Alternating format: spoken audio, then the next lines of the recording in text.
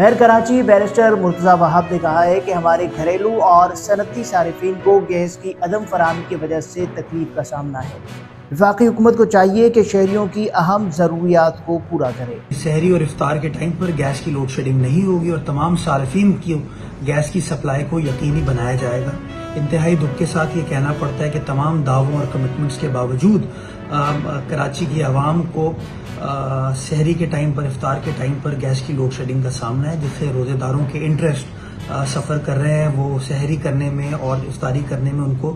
دقت ہوتی ہے۔ میں یہ سمجھتا ہوں کہ آئین کا آرٹیکل 158 اس بات کی یقین دہانی کراتا ہے کہ جس صوبے سے گیس دریافت ہوگی پہلے اس صوبے کی ضروریات کو پورا کیا جائے گا، اور سارے صوبہ سندھ کے اندر گیس کی لوڈ شیڈنگ کا ہمارے صارفین کو سامنا ہے، چاہے کراچی ہو، حیدرآباد ہو، سکھر، لاڑکانہ ہو یا ہمارے دیہات ہوں۔ اسی طریقے سے جو ہماری صنعتیں ہیں ان کو بھی گیس کی لوڈ شیڈنگ کا سامنا ہے۔ گرمیاں آ چکی ہیں، یہ سمجھ سے باہر ہے کہ اس طرح کیوں سپلائی کو بہتر نہیں بنایا جا رہا، کیوں ہماری ضروریات کو پورا نہیں کیا جا رہا۔ وقت آ گیا کہ وزیر اعظم صاحب صرف نوٹس نہ لیں، وفاقی حکومت اس بات کا نوٹس نہ لے، بلکہ جو وعدے ہیں، جو کمٹمنٹس کی جاتے ہیں اس صوبے کی عوام کو، ہمارے شہروں کی عوام کو، دیہات کی عوام کو، ان کمٹمنٹس کو پورا کیا جائے۔